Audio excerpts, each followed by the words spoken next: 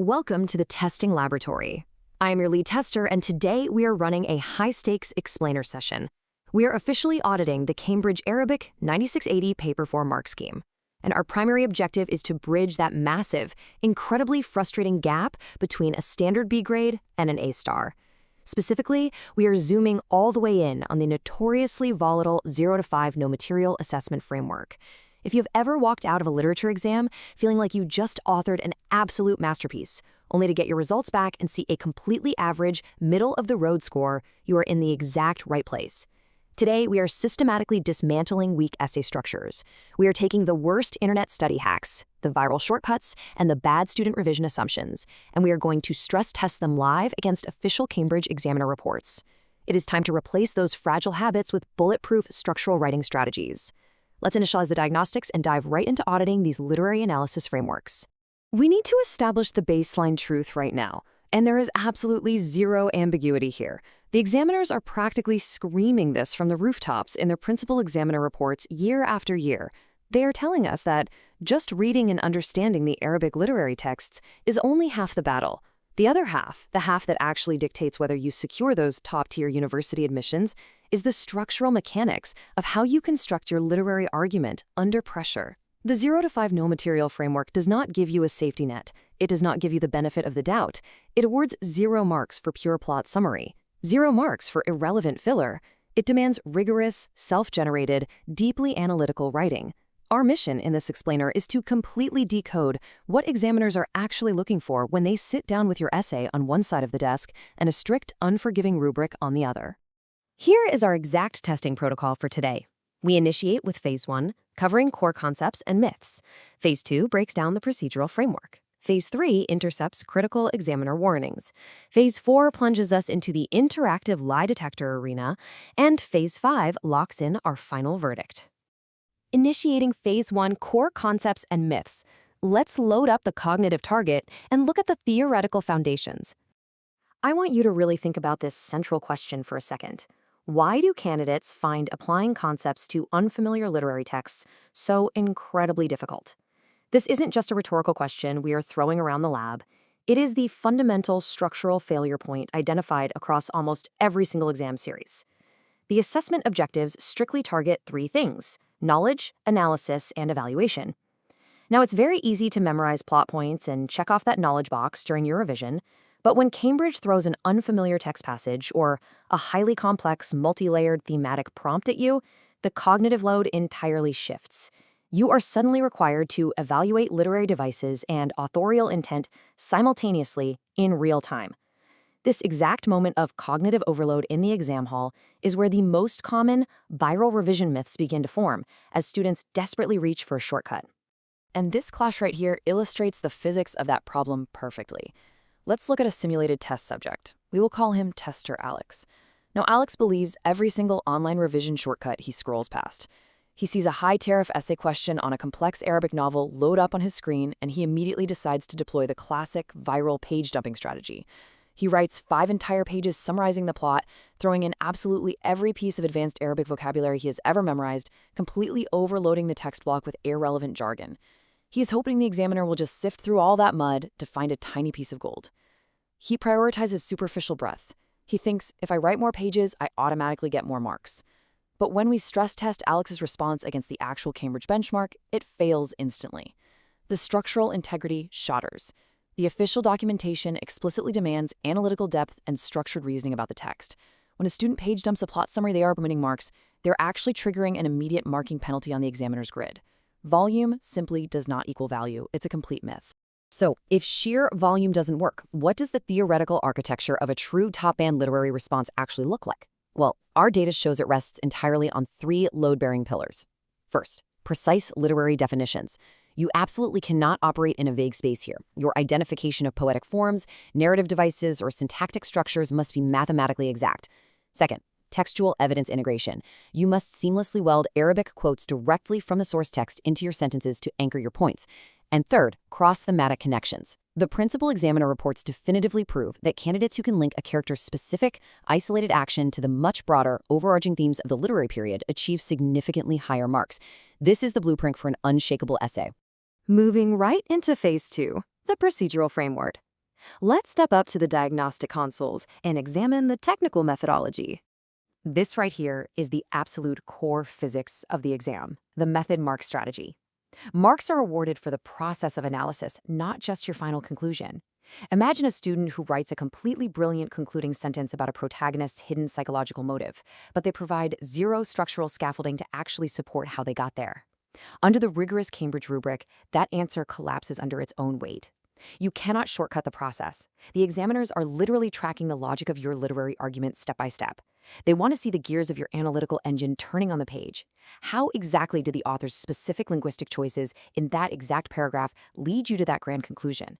If you provide the destination without giving the examiner the map, you forfeit all the critical method marks. It is that simple. So how do we build the map? This is the bulletproof, standardized sequence you must execute. Step 1. Identify key literary elements. You have to ruthlessly deconstruct the prompt and extract the most relevant quotes. Step 2. Apply relevant critical principles. Select the correct analytical lens. Step 3. Execute textual analysis. Step 4. Verify interpretation. And Step 5. Present format. Let's run a live simulation. We have tester Alex and tester Sam at their diagnostic consoles trying to construct an answer paragraph. Alex says, okay, let's just use that generic pre-written introduction template I found online. I'll just swap out the character's name. But Sam, who is scanning the prompt's requirements, stops him. Sam says, wait, look at the command word. The prompt specifically asks us to evaluate the impact of the setting on the tone. If we use your generic template, we completely ignore the setting. The entire paragraph structure will collapse under examiner stress testing because it has no direct analytical link to the command word. Alex argues back, but the template uses massive, complex words. It sounds smart. Sam shakes his head. It doesn't matter how big the words are if they aren't welded to the physics of the prompt. We have to start with step 1, isolate the setting, and build the analysis outward from there. And Sam is entirely correct. This back and forth proves that you have to tailor your logic to the prompt, not force the prompt to fit a pre-memorized shortcut. When you're actually interpreting the literature data in paper 4, you have to map your findings across this exact matrix to ensure your evaluation holds up. For explicit meaning, the requirement is basic. Extract plot details directly from the text. Who did what and when. But listen to me, that is only the absolute baseline. If you stop there, you get a C grade. To reach the A star, you have to push into implicit meaning. You must interpret authorial intent by actively mapping the literary devices. Why did the author deliberately choose a harsh, dissonant metaphor in that exact stanza? What is the psychological effect? And finally, context. You must apply the historical or cultural background of the Arabic text to inform your argument using evidence-based logic. Every single paragraph you deploy in that exam hall needs to seamlessly integrate these 3 levels of interpretation to survive the marking grid. Triggering the mid-test alarm for Phase 3. We are now intercepting critical warnings directly from the examiner networks. System pause. Warning indicators are flashing. Before we blast away the absolute biggest exam lie of the century and show you the exact structural framework that actually wins top band marks, you need to secure your academic defense network right now. Do not let bad study advice compromise your final results. Hit subscribe to Ace the Exams at Ace the Exams and turn on all your notifications. Whether you are tackling Cambridge IGCSE, O-Levels, AS or A-Levels, we are running these myth-busting sessions weekly. Now, back to the data. You must guard your essay structure fiercely against the #1 trap in literature exams, descriptive writing. Far too many candidates write beautiful, flowing Arabic prose that does nothing but retell the story. The examiner already knows the plot. They have read the book 100 times. They are testing your ability to deconstruct it, not summarize it. Let's pull up the top 3 mark scheme collapses. These are the catastrophic structural errors where candidates bleed easy marks by ignoring strict conventions. Number 1, forgetting proper formatting. In a high-level literature paper, failing to organize your essay into tight, coherent, thematic paragraphs is essentially academic sabotage. Number 2, skipping presentation checks. This translates to using vague or imprecise Arabic terminology when you should be discussing specific literary techniques. But number 3 is the ultimate red alert examiner warning, providing generic, non-context-specific answers. This is where dreams of an A-star go to die. Let's break that massive third warning down to its atoms. The myth shortcut that is everywhere on social media tells you to just memorize a generic, pre-written template. Students memorize a perfectly structured paragraph about a theoretical concept, like imagery, and they just paste it onto the exam page, completely ignoring the specific prompt. But the absolute examiner truth is uncompromising. A generic template will shatter instantly on the rubric. It has zero contextual strength. You must link every single point directly to the specific text in front of you. To fix this mid-test, we are injecting a high-yield framework right now, the PEAL structure. Point, evidence, explanation, link. Let's watch our testers deploy it. Sam writes a point about isolation. Alex provides the evidence, quoting the Arabic text perfectly. Sam writes the explanation of the linguistic mechanics. And then, the most crucial part, they execute the link. They actively weld their analysis of the poetic device back to the specific theme the prompt actually asked about. That is how you create an unshakable top-band paragraph asset. Transitioning into Phase 4, welcome to the Interactive Field Audit Challenge. This is the lie detector arena. Before we test you, look closely at Cambridge's exact official definition of critical analysis. It is the evaluation of evidence quality by identifying limitations, assumptions made, alternative interpretations, and their effect on conclusions. It is not just pointing out a metaphor. It is actively interrogating the text. It is higher-order evaluative thinking. Lock this diagnostic criteria into your memory banks right now as we run our sweep on the next scenario. All right, it is time for Assessment 2, Spot the Fake Shortcut. I want you to imagine a student has written a comparative analysis paragraph contrasting two Arabic poems. They have listed 3 brilliant ways the poems are similar in their use of nature motifs. They have used incredibly sophisticated vocabulary. On the surface, it looks like a high-scoring block of text. But based on Cambridge's stringent, real-world requirements for comparative critical analysis, I want you to look closely at the structural logic. Find the exact conceptual line where the logic breaks down and top band marks are completely forfeited. What crucial element is entirely missing from this approach? I'll give you a second to run your mental sweep. Let's reveal the correct diagnostic path. If your mental sweep of the comparative analysis only verified that the student spotted similarities, you completely failed the audit. High-order assessment on the Cambridge grid strictly requires identifying similarities and differences. You cannot just look at one side of the coin. Furthermore, you absolutely must utilize comparative connectives to evaluate relative importance. Just stating, hey, they both use nature metaphors, is purely descriptive. It's weak. But stating, while both authors share nature motifs, Poem A's specific use of harsh, dissonant desert imagery creates a far more impactful sense of psychological isolation, establishing its relative thematic importance. Now that is evaluative. That is the exact marking mechanic that unlocks the A-star standard. Entering Phase 5. The testing is complete. We are logging our final data and locking in the structural patches.